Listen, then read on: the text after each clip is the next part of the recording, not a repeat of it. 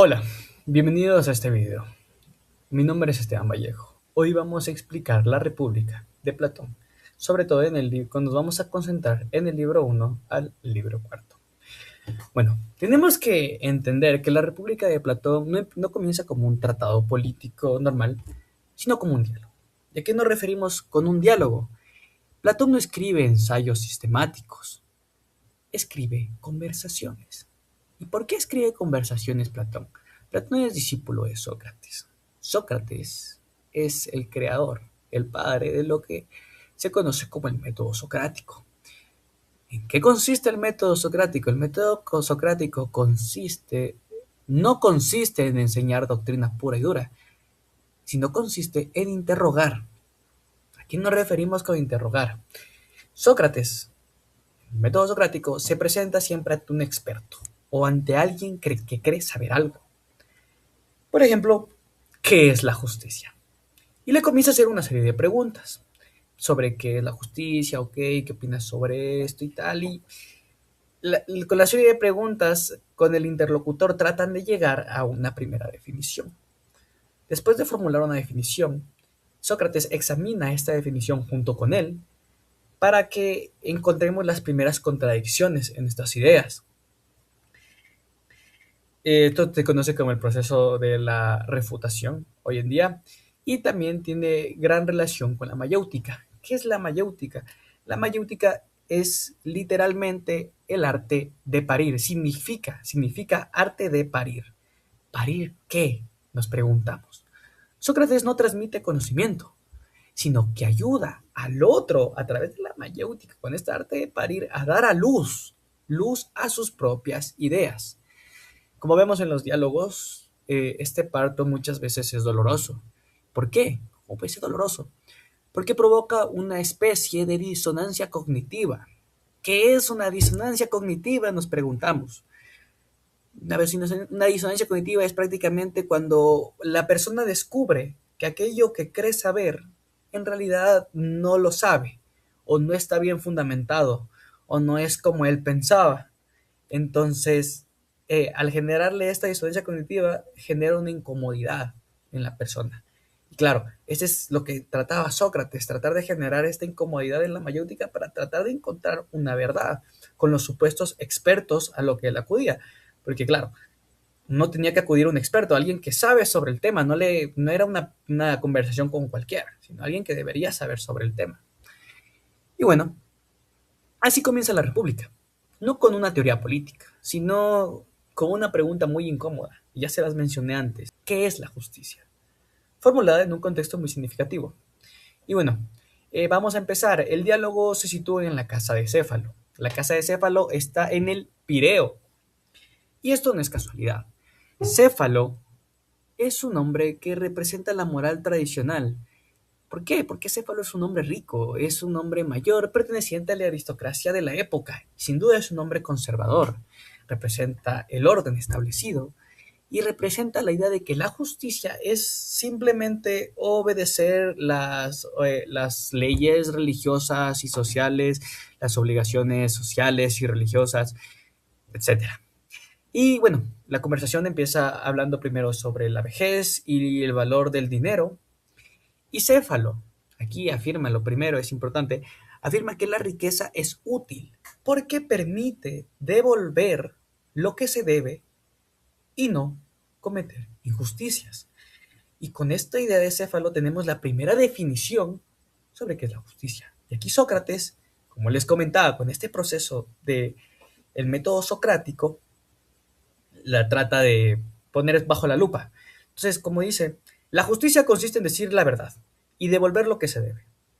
Ahora, Sócrates introduce un ejemplo que rompe aparentemente la solidez de lo que está diciendo Céfalo. Y dice así, si alguien nos confía un arma, estando en su sano juicio, y después se vuelve loco y nos pide que se la regresemos, esto no sería justo. Devolvérsela no sería justo, o sea, devolverle el arma no sería justo. Entonces la definición que nos da Céfalo cae. La definición tradicional se derrumba y la moral conservadora no logra pasar este examen a la cual está sometiendo Sócrates, este examen racional. Y luego viene otro personaje. Dejamos a un lado Céfalo y viene Polemarco. Polemarco nos dice que la justicia es como beneficiar a los amigos y perjudicar a los enemigos.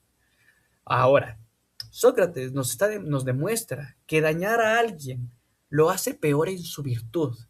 Y si estamos presuponiendo que la justicia es una virtud, no puede producir injusticia. Yo lo entendí bastante fácil, como que no puede ser virtud y desvirtud al mismo tiempo. Entonces, claro, no, la decisión de Polemarco queda bastante pobre, porque pues la justicia no puede producir injusticia. Entonces no tiene sentido lo de beneficiar a los amigos y perjudicar a los enemigos para que sea una definición de justicia. Y bueno, la definición vuelve a caer. Ahora viene un personaje bastante importante. Él es Trasímaco. En el diálogo, Trasímaco se nota que interrumpe con una gran agresividad. ¿Y qué sostiene Trasímaco? Trasímaco, nos preguntamos. Él sostiene que la justicia no es una virtud moral, sino una construcción del poder. Lo justo es lo que le conviene al más fuerte, dice, al más poderoso.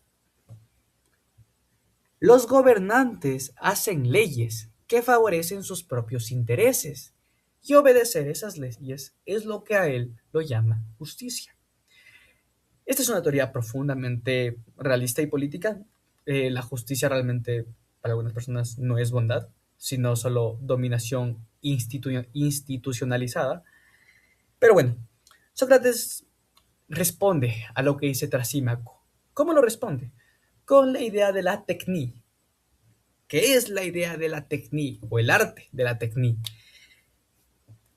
Un médico. La tecní del médico es curar a los enfermos. Un médico es experto en eso, es experto en su técnica. Es una persona que sabe hacer su técnica a cabalidad. Excelente, lo sabe hacer muy bien. Y Sócrates utiliza el médico. ¿Cómo lo utiliza Sócrates?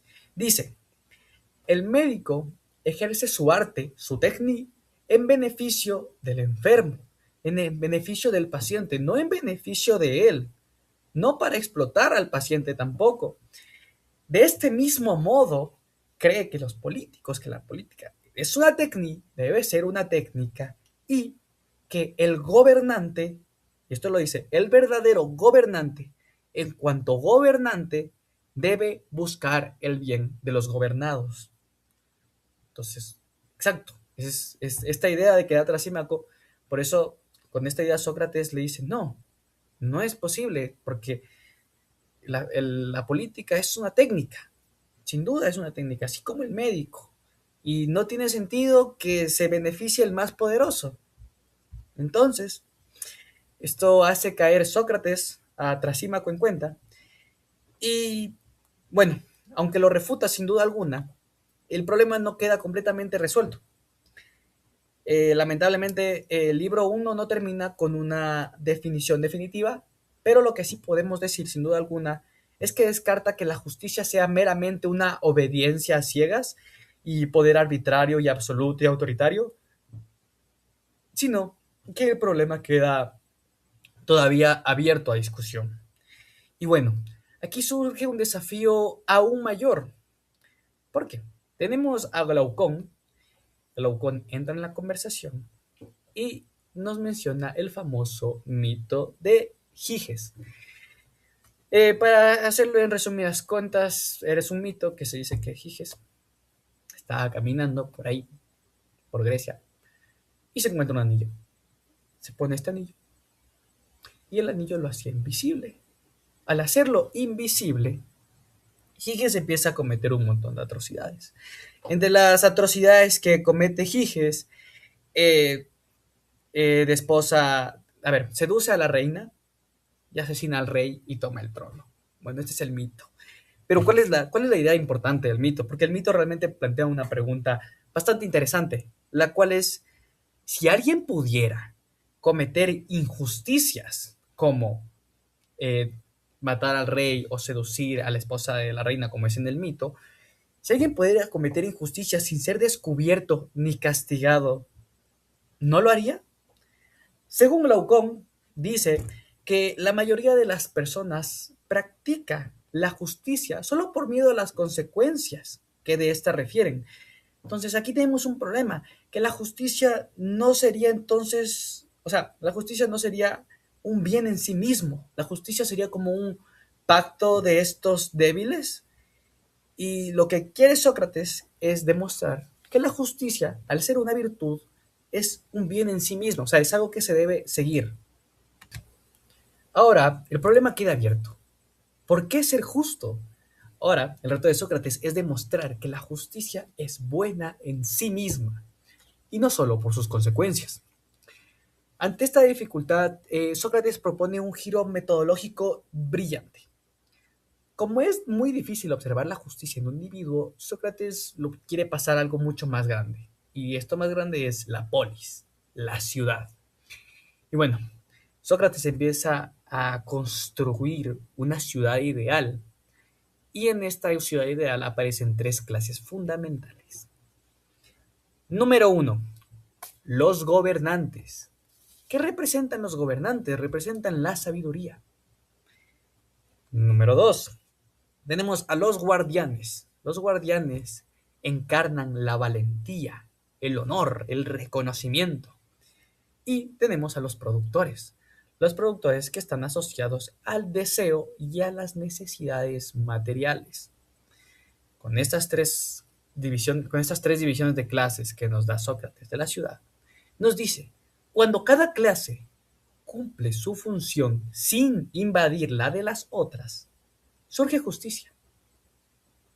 De este modo, la justicia en la ciudad consiste, y esto es muy importante porque esta es la idea que tenían los griegos sobre justicia, en que cada parte haga lo que se le corresponde, a cada quien lo que se le corresponde. Esta era la idea de justicia de los griegos.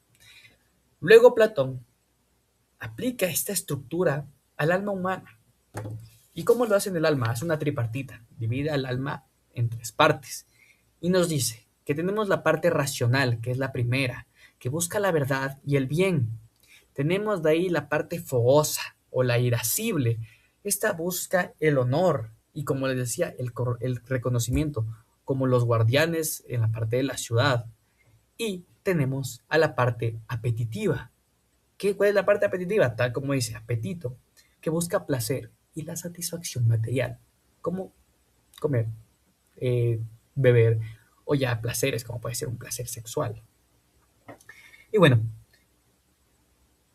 eh, una misma cosa no puede hacer y padecer lo contrario al mismo tiempo, por lo que estas funciones realmente deben y no van a, y, o sea, no hay de otra que deben pertenecer a partes distintas.